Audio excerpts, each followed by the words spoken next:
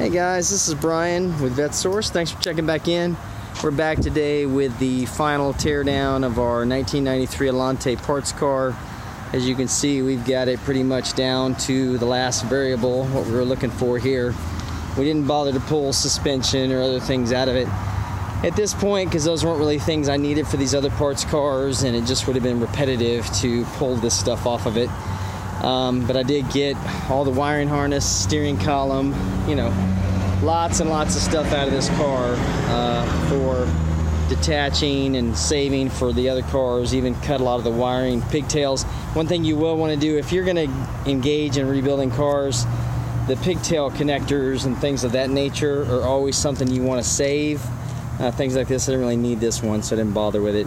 But these are expensive trying to find these, and if you're going to rebuild these cars and they get a damaged or missing connector, you're going to want to have it. So here in a few minutes, we're going to load up and roll out, and I'll show you the proper way of... oh, and let me back up here. I know that I said I was going to go ahead and remove the engine and transaxle in this car, but what we did was I always bother to check the cars to see what's going on with the engines before I actually pull them. So as you can see, this one was full of water and pretty nasty. I pulled the intake off of it, and the truth was it just wasn't worth my time to take it out of there. So we're going to go ahead and just run it across the scales for weight and get rid of it. Like I said, it'll probably be a new Kia or Hyundai or something fun like that.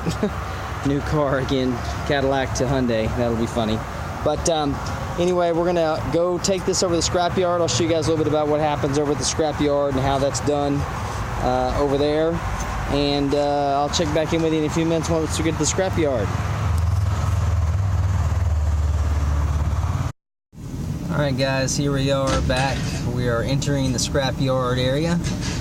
A lot of you have never seen this before. This is what a scrap processing facility looks like.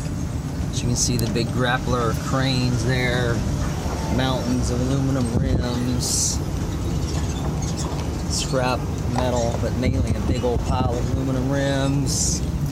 There's what happens to all your 12-ounce soda and beer cans once you get done with them. Engine blocks, things of that nature. So it's kind of a cool experience, you know, to see what goes on here. And in a few minutes I'll show you what it's like as they remove this car from the trailer here and throw it on this big scrap heap of metal pile here. So I'll get back with you in a second. Here we are at the scrapyard, about to watch the death of the Allante. This is how you properly throw an Allante away. See the big grappler here. This will make pretty easy work of it. It's kind of sad to see it go, but that's the way it rolls, you know? And away she goes onto the giant mountain of trash.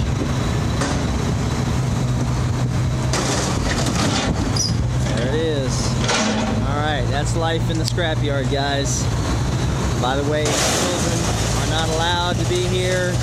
As obvious you would expect, it's a pretty dangerous area to be in. You can see the mountains of trash, so for any of you who are worried about recycling, you know, you can see quite a bit gets redone, and this is just one recycling center. So we're out for today. Make sure you check out more of my videos if you like what I'm doing. Make sure you subscribe, like, comment. Let me know what you think about what I'm doing. I know there's always room for improvement. But thanks for watching, guys, and we'll catch up with you next time.